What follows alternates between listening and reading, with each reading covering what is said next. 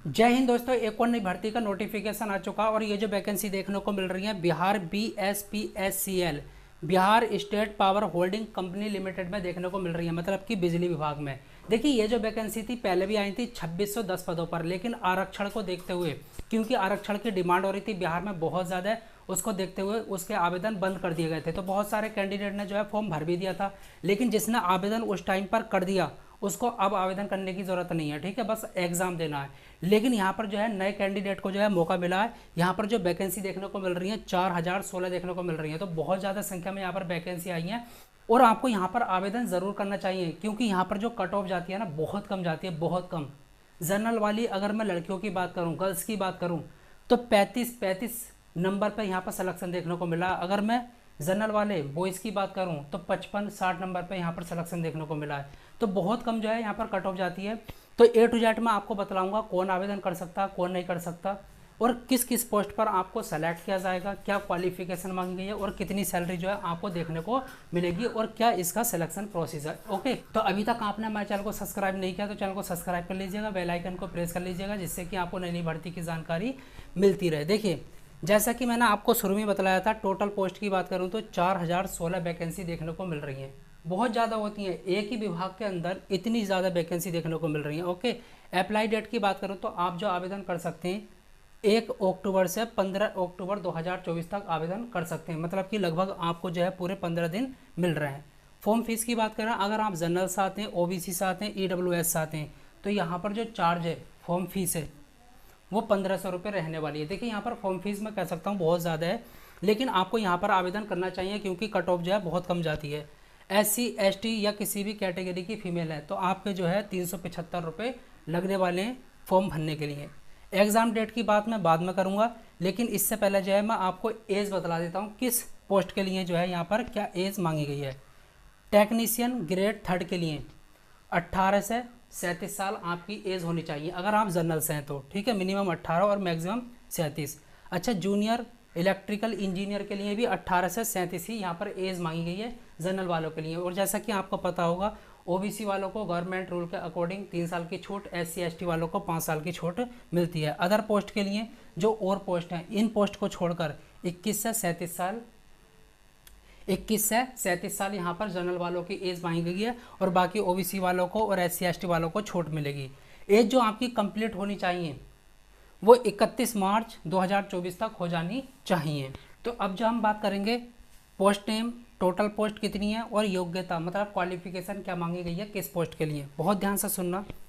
Technician grade 3 यहाँ पर जो पोस्ट देखने को मिल रही है, टोटल वैकेंसी देखने को मिल रही है 2156, और इसके लिए जो क्वालिफिकेशन मांगी गई है आप 10th पास होने चाहिए, कितना भी परसेंट हो चलेगा, और 2 साल का जो है आपके पास ITI होना चाहिए, वो भी इलेक्ट्रीशियन से। ओके, जूनियर अकाउंट क्लर्क की बात करूं तो यहाँ पर जो है 740 पोस्ट देखने को मिल रही हैं और आप जो है BCom करे हुए होने चाहिए, आपके पास जो है BCom की डिग्री होनी चाहिए क्वालिफिकेशन। ओके, करस्पॉन्डेंस क्लर्क की बात करूं तो 806 वैकेंसी देखने को मिल रही है।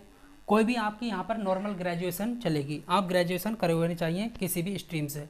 स्टोर असिस्टेंट की बात करूँ तो 115 वैकेंसी देखने को मिल रही है, कोई भी आपकी नॉर्मल ग्रेजुएशन चलेगी यहाँ पर। ओके, जूनियर इलेक्ट्रिकल इंजीनियर की बात करूँ JEE GTO, ओके, 113 जो है यहाँ पर वैकेंसी देखने को मिल रही है, डिप्लोमा 3 साल का, ओके, किसी भी सब्जेक्ट से होना चाहिए। असिस्टेंट एग्जीक्यूटिव इंजीनियर की बात करूँ GTO, यहाँ पर 86 वैकेंसी देखने को मिल रही है, आप BEO BTech इलेक्ट्रिकल इंजीनियरिंग से। ओके, अब यहाँ पर जो है कुछ लेवल 4 की वैकेंसी हैं, कुछ लेवल 5 की हैं और यहाँ पर लेवल 7 और लेवल 8 की भी वैकेंसी देखने को मिल रही है। देखिए अब जो हम बात करेंगे वो सिलेक्शन प्रोसेस की बात करेंगे, बहुत ध्यान से सुनना।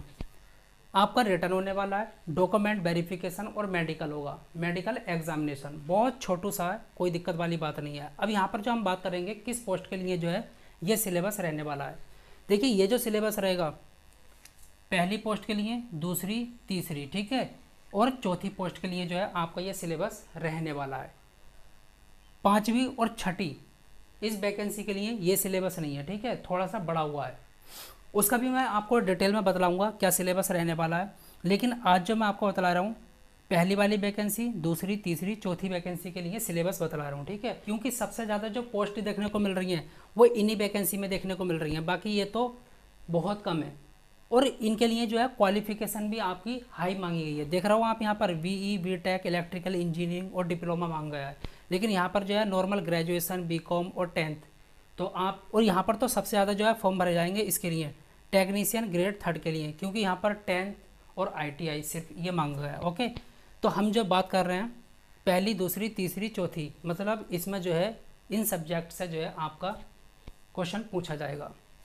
जीके से 10 क्वेश्चन, हिंदी से 10 क्वेश्चन, रीजनिंग से 10 क्वेश्चन, इंग्लिश से 5 क्वेश्चन और कंप्यूटर से 15 क्वेश्चन पूछे जाएंगे। अब यहाँ पर बात रही ट्रेड की, कॉमर्स की, मैथ की। बहुत ध्यान से सुनना, ये ट्रेड क्या होती है। मान के चलो आपने टेक्नीशियन ग्रेड 3 के लिए अप्लाई किया, तो आपसे 50 क्वेश्चन जो पूछे जाएंगे वो ITI के पूछे जाएंगे इलेक्ट्रीशियन से, मतलब इलेक्ट्रिकल जो आपने करा है उसी से 50 क्वेश्चन पूछे जाएंगे।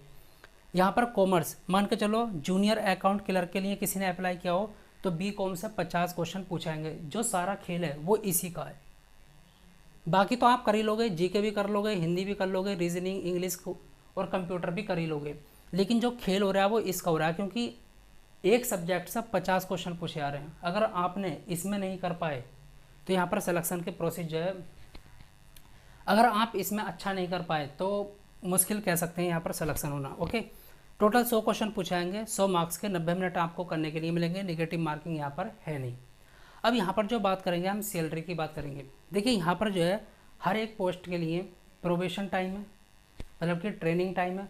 जब आप शुरू में सेलेक्ट होंगे तो आपकी पहले ट्रेनिंग होगी, किसी में 1 साल की, किसी में 2 साल की, ठीक है, बस इतनी ही होगी। तो आपको जो शुरू में सैलरी मिलेगी, इन पोस्ट के लिए बात कर रहा हूँ मैं, पहली, दूसरी, तीसरी, चौथी के लिए आपको जो सैलरी मिलेगी वो 9,200 से लेकर, ठीक है, करीब करीब 15,500 रुपये मिलेगी। कितनी? 15,500। अब आप सोच रहे होंगे इतनी कम, लेकिन जैसे ही आपकी ट्रेनिंग पूरी होगी एक बहुत बड़ा उछाल आने वाला है, करीब करीब 40,000 जो है आपकी सैलरी हो जाएगी। अच्छा, मैं इन पोस्ट की बात करूं, जूनियर इलेक्ट्रिकल इंजीनियर और असिस्टेंट एग्जीक्यूटिव इंजीनियर की, तो शुरुआत में जो आपको सैलरी मिलेगी वो तो करीब मान कर चलो 20,000 से ऊपर मिलेगी, लेकिन जैसे ही आपकी ट्रेनिंग खत्म होगी करीब करीब मान कर चलो 80,000 जो है आपको सैलरी मिलने वाली है। अप्लाई लिंक मैं आपको डिस्क्रिप्शन में दे दूंगा, वहाँ से ओपन करके जो है आप आवेदन कर सकते हैं।